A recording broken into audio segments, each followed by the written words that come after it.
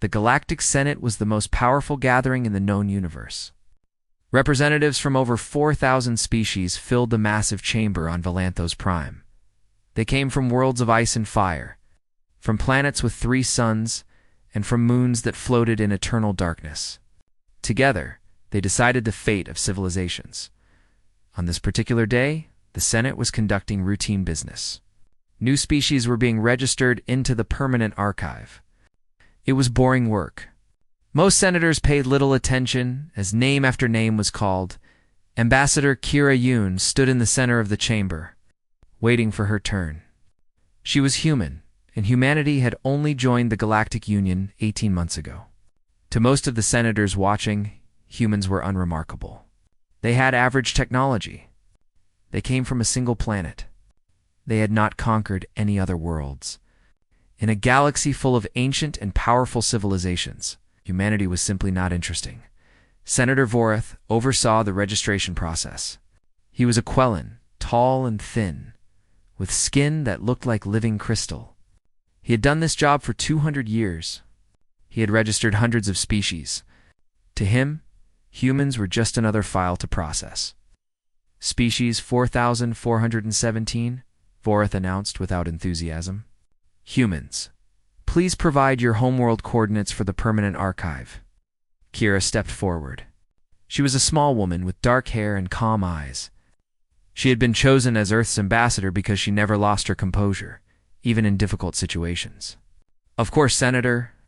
Our homeworld is located in Sector 7G, the Orion Arm. We are the 3rd planet orbiting a G-type main sequence star. A technician entered the coordinates into the ancient system. The archive had existed for over 15,000 years. It contained information about every known world in the galaxy. Adding Earth's location should have taken only seconds. Instead, something unexpected happened. Red lights began flashing throughout the chamber. A deep alarm sound echoed off the walls. Senators looked around in confusion. Many had never heard this alarm before. Some had never even seen the red warning lights activate. Vorath's crystalline face showed genuine surprise. "What is happening?" he demanded. "Technician, explain this immediately." The technician's hands were shaking as he stared at his screen. "Senator, I do not understand. The system has activated something called the Extinctional Level Quarantine Protocol. I have never seen this before. I did not even know it existed." Murmurs spread through the Senate chamber. Kira remained still, but her eyes moved carefully, watching the reactions around her. She noticed that several of the older senators had gone very pale. Whatever was happening, they seemed to recognize it. "Summon Archivist Malon," Vorath commanded. "He is the keeper of ancient records. If anyone understands this, it will be him." They waited in tense silence.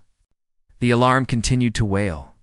After several minutes, an elderly figure entered the chamber. Archivist Malon was incredibly old, even by galactic standards. His species lived for thousands of years, and he had spent most of his life studying the forgotten histories of the universe. Malon walked slowly to the central console. His eyes scanned the data on the screen. As he read, his expression changed from curiosity to confusion to something that looked very much like fear. "This cannot be correct," he whispered. "These coordinates? This location, ... What is it?" Vorath demanded. "Speak clearly, Archivist." Malon turned to face the Senate. His voice was barely audible. "Terath Kel." The reaction was immediate and shocking. Several senators screamed. Others jumped from their seats and ran toward the exits. Species that had been enemies for centuries grabbed each other in shared terror. Kira had never seen anything like it. "I do not understand," she said calmly. "What does that word mean?" Vorath had not moved, but his crystal skin had turned from blue to gray. "It is a legend," he said slowly. "A story we tell children to frighten them. Terath Cal, the Forbidden World, the cradle of nightmares." Archivist Malon shook his head. "It is not a legend, Senator. The quarantine protocol would not activate for a legend. The coordinates match exactly." He turned to look at Kira with an expression of pure horror. "Your homeworld, the place you call Earth, It is Terethkel, the most dangerous planet ever discovered in the history of galactic exploration. Kira blinked. Earth? Dangerous? She almost laughed. I think there has been some mistake. There is no mistake, Mullen said. He pulled up ancient records on the central display. 12,000 years ago, during the first expansion era, our greatest explorers discovered your world. They sent a team of 200 scientists and soldiers to study it. They were the finest explorers in the galaxy.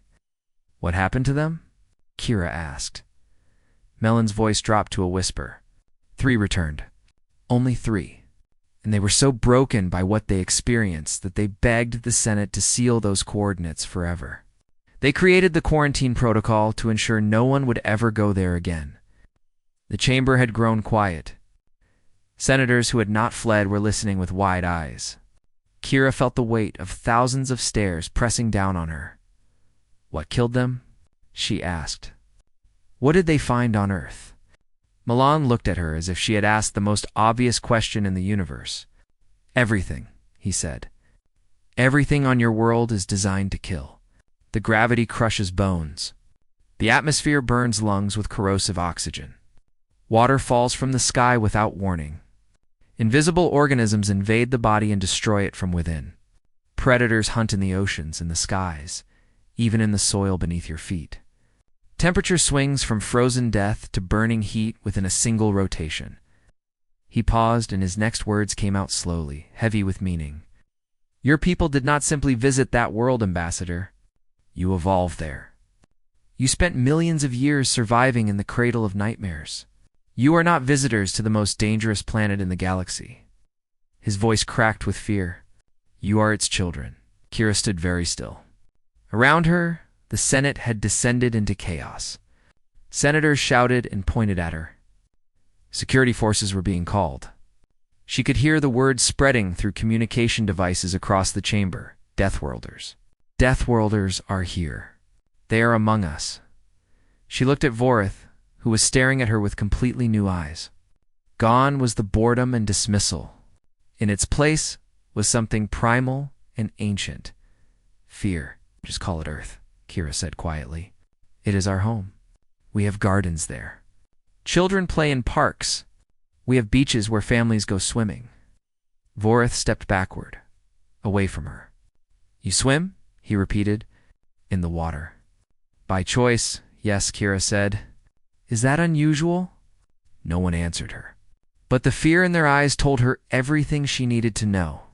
In that moment, Kira Yoon realized that humanity's place in the galaxy had just changed forever. They were no longer the unremarkable newcomers. They were something far more terrifying, and the galaxy had just learned where they came from. Within hours, everything changed for the human delegation. Kira returned to their quarters to find armed guards surrounding the building. Their communication systems had been disabled. No messages could go in or out. They were prisoners in everything but name. The other human diplomats gathered around Kira, their faces showing worry and confusion. There were 12 of them in total, the entire human presence on Valanthos Prime. What is happening? Asked David Chen, the youngest member of the delegation. Why are they treating us like criminals? Kira looked out the window at the soldiers below.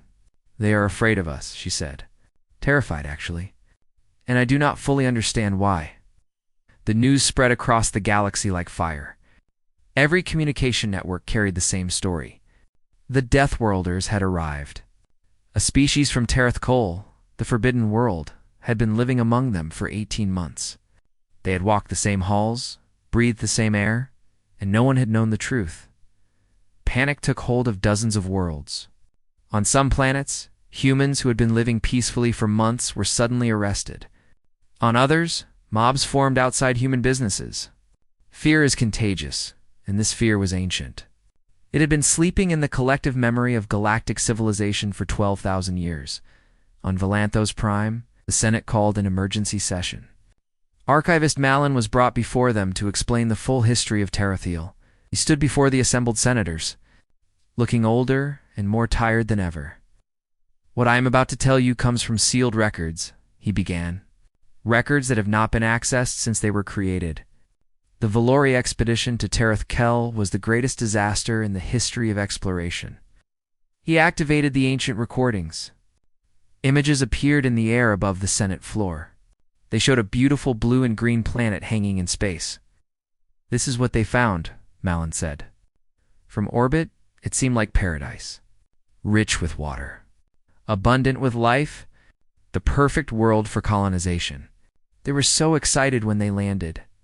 The images changed. They now showed the landing party, 200 Valori explorers in their sleek environmental suits. They were smiling, celebrating their discovery. Problems began immediately, Milan continued. The gravity was stronger than expected. It pulled at their bodies constantly, exhausting them within hours. Their equipment malfunctioned in the thick atmosphere, and then they encountered the life forms. A new image appeared. It showed a creature with massive teeth and powerful legs running toward the camera. The image shook violently and then went black. "They called it a tiger," Malin said. "A predator that hunts alone, kills without hesitation, and fears almost nothing." But the tiger was not the worst thing they faced. He showed more images. Creatures with 8 legs that injected poison. Swarms of tiny flying insects that spread disease. Fish with rows of sharp teeth that could strip flesh from bone in minutes. Serpents that hid in grass and killed with a single bite. "Everything on that world hunts," Malin said. "Everything kills. The plants produce toxins. The water contains parasites. Even the smallest creatures carry diseases that our bodies cannot fight." The Valori tried to adapt. They tried to survive, but Tereth Kel showed them no mercy. Senator Voreth stood. "You said 3 explorers returned? What did they report about the native intelligent species?" Malin was quiet for a moment. "The humans," he said. "Yes. The expedition encountered them near the end, when only a handful of Valor remained alive." He activated another recording. This one showed the interior of a damaged shelter. Valori bodies lay on makeshift beds, clearly sick and dying. Outside the shelter, figures moved in the darkness. "The humans found them," Malin explained. "A primitive tribe, using stone tools and wearing animal skins. The Valori prepared for attack. They expected to be killed and eaten. That is what predators do, after all." "What happened?" Voreth asked. Melon's voice softened. "The humans did not attack. They approached slowly with their hands open and empty. They brought food. They brought water. They tried to help." Silence fell over the Senate chamber. This was not what anyone expected to hear. "The Valori could not eat the food," Milan continued.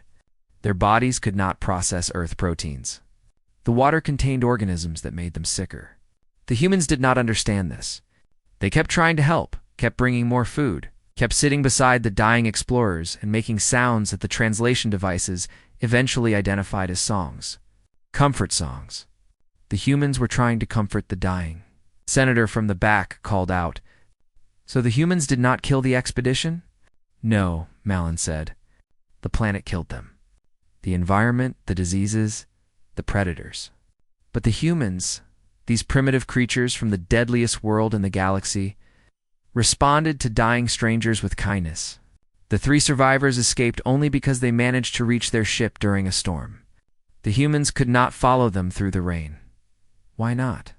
someone asked. Malin almost smiled. "Because the humans were busy. They were sheltering the Valori bodies from the rain.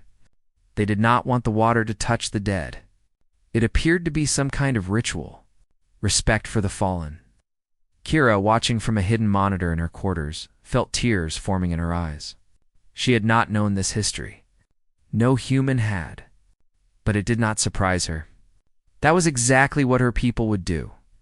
Find strangers dying far from home and try to help them. Sing to them. Protect their bodies even after death. That was humanity. But in the Senate chamber, the fear was still stronger than the wonder. High Commander Zek, the leader of the Varaxian military forces, stepped forward. He was enormous, covered in thick gray armor plating that was part of his natural body. "This changes nothing," he declared. "The humans showed kindness to dying explorers 12,000 years ago. But they have had 12,000 years to evolve since then. They survived a world that kills everything else. They dominated that world. They became its apex predators. And now they are here, among us, and we have welcomed them with open arms. He looked around the chamber with hard eyes. I do not care about ancient kindness. I care about present danger. These Deathworlders have strength we cannot match. They have survived horrors we cannot imagine. And we have given them access to our cities, our technology, our secrets. His voice rose. I call for immediate containment measures. The humans must be neutralized before they realize their potential, before they decide to conquer us all. Murmurs of agreement spread through the Senate. Fear was winning. In her quarters, Kira turned away from the monitor.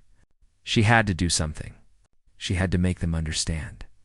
But how could she reach a galaxy that had been afraid of her world for longer than human civilization had existed? She did not know yet. But she knew she had to try.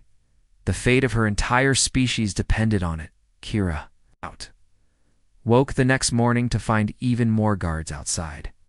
Their weapons were now pointed at the building instead of away from it. She understood immediately. They were no longer being protected. They were being contained. The other members of the delegation gathered in the main room. Their faces showed the strain of a sleepless night. Some had been crying. Others stared at the walls with empty eyes. Only Kira seemed calm, though inside her heart was racing. They are going to kill us, said Dr. Sarah Miller, the delegation's medical officer. I heard them talking through the walls. The Senate is voting on something called containment measures. Everyone knows what that really means. David Chen slammed his fist against the table. This is insane. We have done nothing wrong. We came here in peace. We have helped them, traded with them, shared our knowledge with them. And now they want to execute us because of where we were born? Kira placed a hand on his shoulder. Fear makes people do terrible things, she said quietly. We must find a way to show them who we really are. A soft knock came at a side door. Everyone tensed. Kira moved toward the sound carefully, her body ready for anything. When she opened the door, she found a young Quellan standing there, looking terrified. Ambassador Yoon, the Quellan whispered. My name is Cerise. I am an aide to Senator Vorith. I do not believe you deserve to die. I want to help. Kira studied the young alien carefully. The Quellan was trembling, clearly taking an enormous risk by coming here. Why would you help us? Cerise looked down. My grandmother told me stories about the death world, but she also told me stories about humans. Traders who visited our colony when I was young. They were kind to me. They taught me games. They gave me a gift. She pulled out a small object from her clothing. It was a simple toy car, the kind human children played with. This human saw that I had nothing to play with, Cerise continued. He gave me his own child's toy. He said his daughter would want me to have it because I needed it more. I have kept it my whole life. She looked at Kira with determined eyes. Monsters do not give their children's toys to strangers. I know what humans really are. Kira felt warmth spread through her chest. Even in this darkness, there was light. What can you do for us? Cerise had brought access codes. She could get Kira into the archive to see the full ancient records. There might be something there that could help. It was dangerous, but it was the only chance they had. Kira made her decision quickly. She would go with Cerise. The others would stay behind and pretend she was sleeping in her room. If she was caught, they would claim she acted alone. Moving through the shadows of the capital city, Kira was reminded of training exercises back on Earth. She had been selected as ambassador, partly because of her background in special operations. She knew how to move without being seen. She knew how to stay calm in dangerous situations. Skills that had served her well on Earth now helped her navigate an alien world. The archive was a massive building filled with millions of years of galactic history. Cerise led Kira to a hidden terminal deep in the lower levels. Here the oldest records were stored.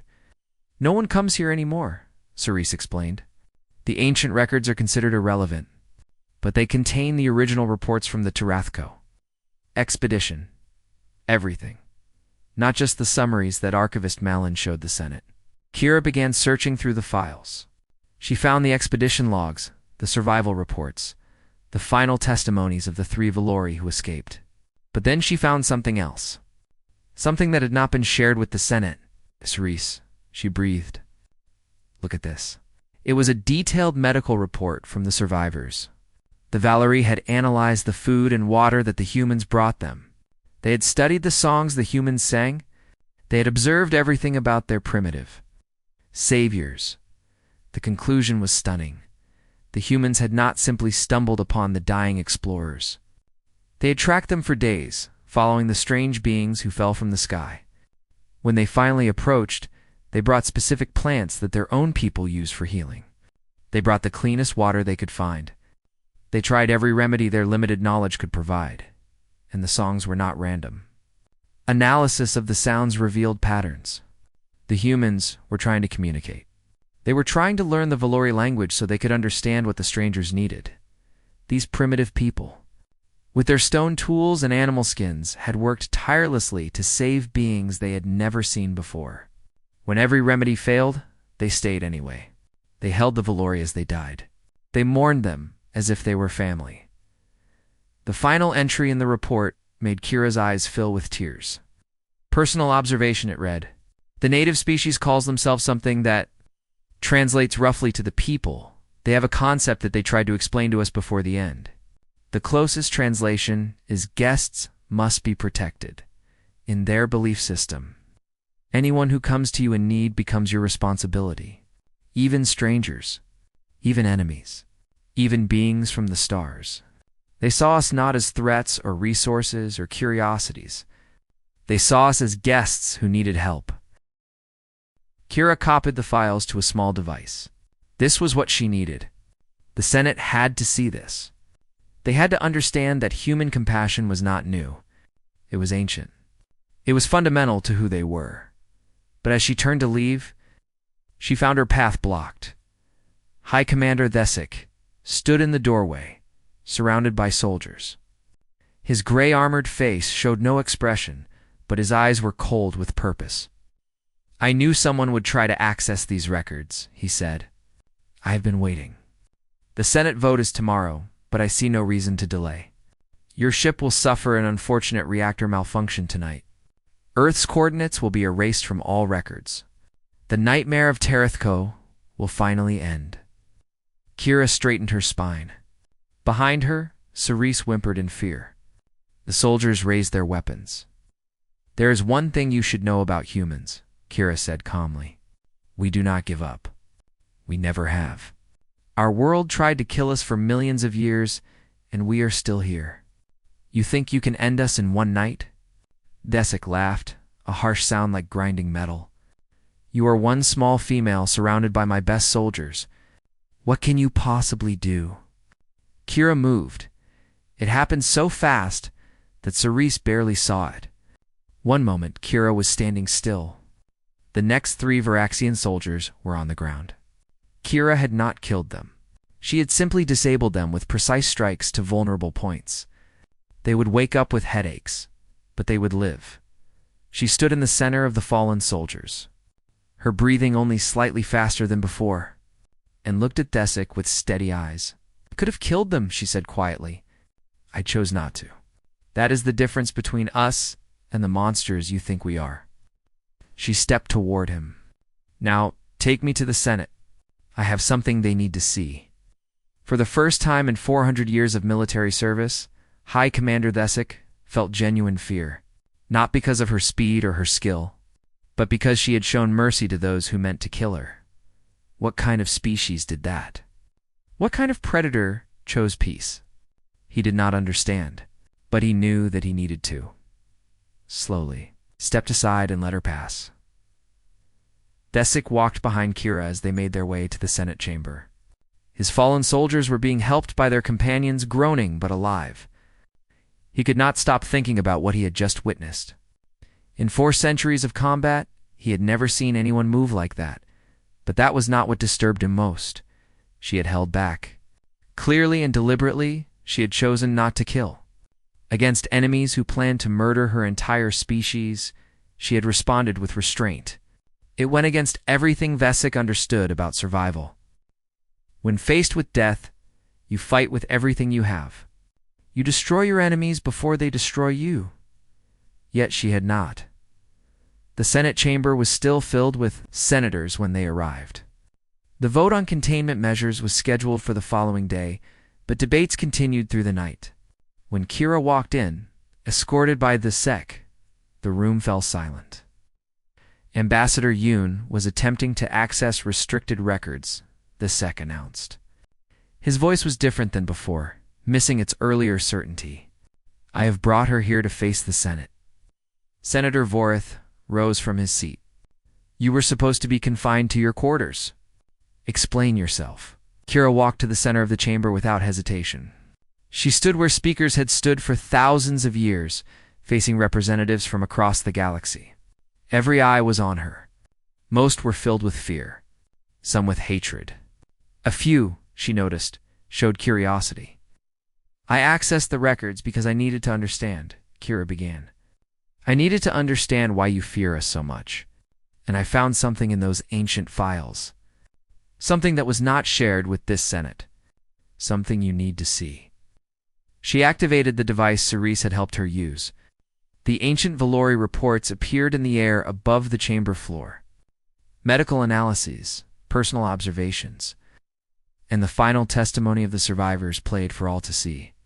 The senators watched in silence. They saw the evidence of human compassion from 12,000 years ago. They heard about the primitive tribe that tried every healing method they knew. They learned about the concept of guests who must be protected. They saw that humans had mourned the dying strangers as if they were family. When the recordings ended, Kira spoke again. You're afraid of us because we survived Earth. Let me tell you what survival on Earth actually means. She paused, gathering her thoughts. It means watching the people you love die from sickness you cannot see. It means going hungry through winters that seem to last forever. It means fighting predators with nothing but wooden sticks and sharp stones. You are right to recognize that we are strong. But you have missed the most important thing about us. She looked around the chamber. Meeting the eyes of senators one by one, we did not survive Earth by being the strongest or the fastest or the most deadly. We survived because we worked together. We formed tribes and cared for each other. We taught each other how to find food, how to build shelters, how to heal wounds. When one of us fell, others carried them. When one of us died, we mourned together. Her voice grew stronger. The same world that made us dangerous also made us compassionate. Because on Earth, no one survives alone. We learned to depend on each other. We learned that the stranger you help today might save your life tomorrow. We learned that kindness is not weakness. Kindness is survival. A senator from the Purificationist faction stood. His scales were bright red with anger.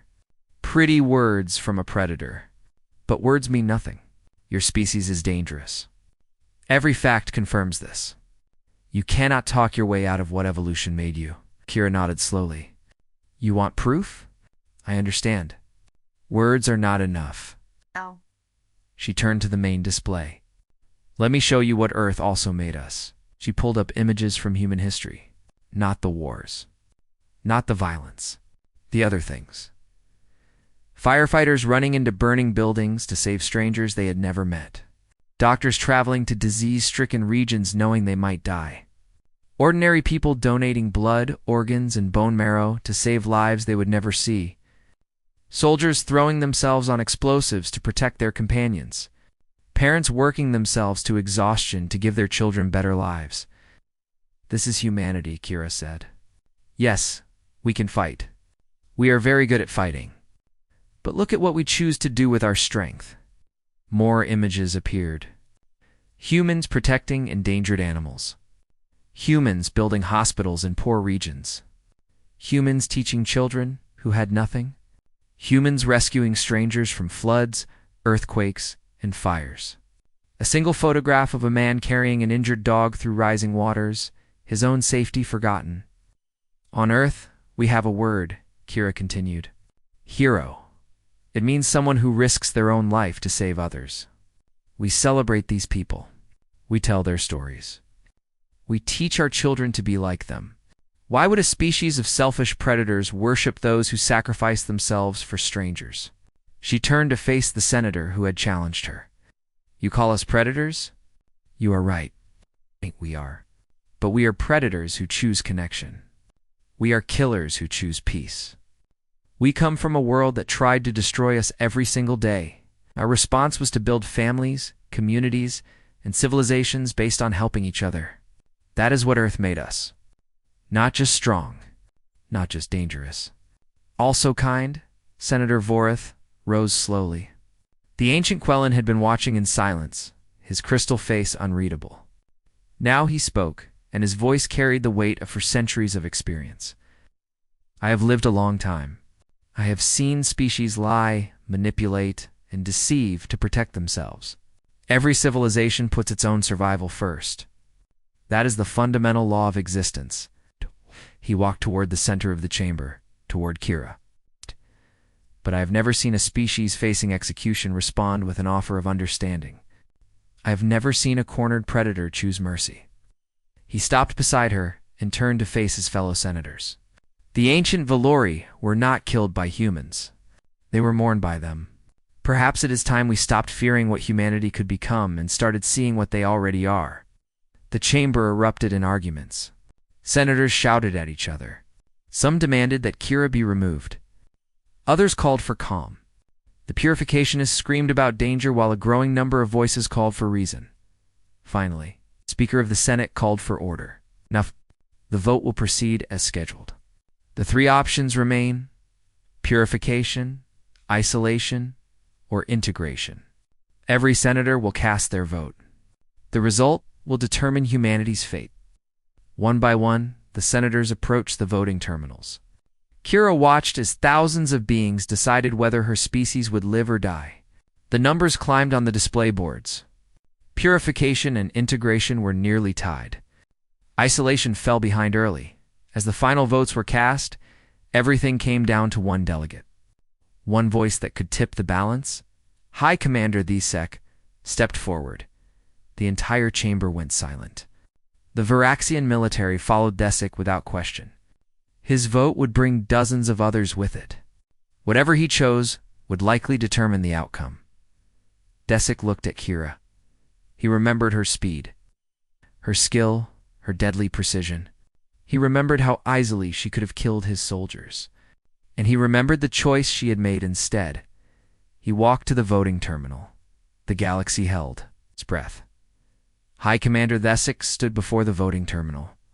The entire Senate watched him in absolute silence. Even the air seemed to stop moving. This moment would be remembered for generations. Thesek turned to face the assembly. His gray-armored body reflected the lights of the chamber, and his eyes moved slowly across the thousands of faces staring at him. When he spoke, his voice was different. The cold certainty was gone, replaced by something that sounded almost like wonder. I have commanded armies for 400 years, he began. I have destroyed worlds that threatened the Union. I have made difficult decisions that cost millions of lives. I have never hesitated to eliminate a danger when I saw one. He paused and looked directly at Kira. Tonight I plan to execute this woman. I was convinced that humans were a threat that had to be contained. I brought my best soldiers to capture her, and in less than 4 seconds, she put 3 of them on the ground. Murmurs spread through the chamber. Thesek raised a hand for silence. But she did not kill them. She disabled them with precise strikes that caused pain but no permanent damage. She could have broken their necks. She could have crushed their throats. She chose not to. He walked slowly toward the center of the chamber. I have fought against 100 species. When cornered, every single one responded with maximum violence. They fought to survive, and survival means destroying your enemy completely. That is what evolution teaches. That is what nature demands. His voice dropped lower. But this human, facing soldiers who meant to kill her, who meant to kill her entire species, chose mercy. Not because she was weak, not because she could not do more, but because she decided that our lives mattered even though we threatened hers. He stopped beside Kira and studied her face. I do not understand this. It goes against everything I know about warfare and survival. but I recognize something important when I see it. Turn back to the Senate.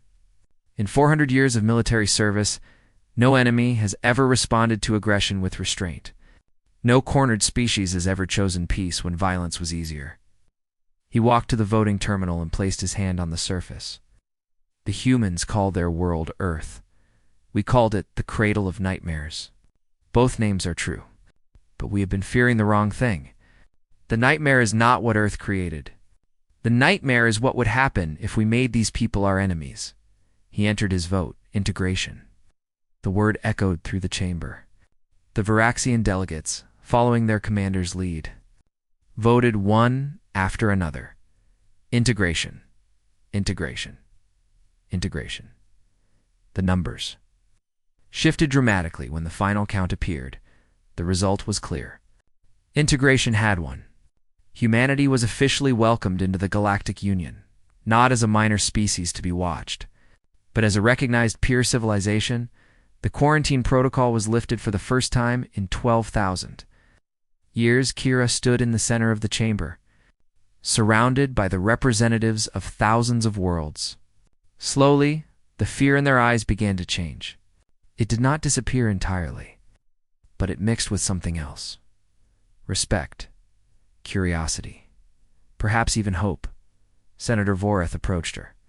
Ambassador Yoon, on behalf of the Galactic Senate, I extend formal welcome to humanity. We look forward to learning from each other. Kira bowed her head slightly. We came to the stars, looking for friends, Senator. We are happy to have found them. The weeks that followed changed everything. News of the vote spread across the galaxy. Species that had avoided humans now sought alliances. Earth's coordinates became the most requested destination in galactic databases. Scientists wanted to study the legendary Death World.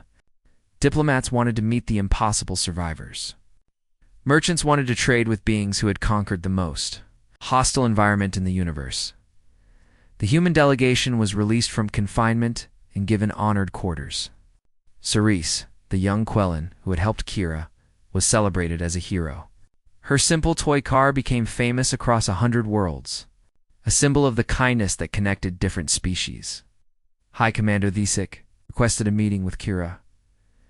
When they sat across from each other, the massive warrior seemed almost humble. I need to understand, he said.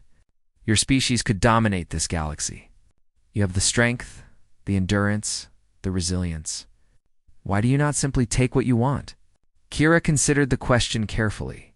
Because we have seen what happens when the strong prey on the weak. We have done terrible things to each other throughout our history. We have learned slowly and painfully that conquest brings only temporary victory. Connection brings lasting strength. She looked out the window at the alien sky. Earth taught us to fight. But it also taught us that fighting alone only gets you killed. The tribes that shared resources survived. The communities that protected their weakest members grew stronger. The civilizations that chose cooperation over conquest became great. She turned back to Thesik. We did not come to the stars to repeat our worst mistakes. We came hoping to find partners, not subjects. Thesik was quiet for a long moment. You are strange creatures, he finally said. But perhaps the galaxy needs strange creatures. On an observation deck high above the capital city, Kira stood watching ships from dozens of worlds pass by. Archivist Malin found her there, his ancient face thoughtful. I have been studying your languages, he said. The Valori named your world Tereth Kol, the Cradle of Nightmares. But your own name for it has a much simpler meaning. What does Earth actually mean? Kira smiled. It just means soil, ground, dirt, the stuff plants grow in. Ellen considered this. The most terrifying world in the galaxy, and you named it after the dirt where you plant seeds. That is humanity for you, Kira replied. We came from a world that tried to kill us every single day, and our response was to plant gardens. She looked up at the stars. We planted gardens, built homes, raised children, and dreamed of the sky. We never let the darkness win, even when it surrounded us. And now we are here, among the stars, still planting gardens wherever we go. Milan stood beside her in companionable silence. After a while, he spoke again. I will add a new entry to the archive. Under the old quarantine protocol, where Terethkel was listed as forbidden, what will you write? Kira asked. Malin smiled, an expression that looked strange on his ancient face. Species designation: human. Homeworld: Earth, formerly known as Terathkal. Status: allied. Special note: do not mistake their kindness for weakness. They choose peace, but they come from a world that never gave it to them. Honor their choice. Kira felt tears forming in her eyes. For months, she had fought to prove that humanity deserved a place among the stars. Now that fight was over. Thank you, she said softly. Malin replied. Thank you. For showing an old archivist that the most frightening thing in the universe is not strength or violence, it is hope that survives despite everything.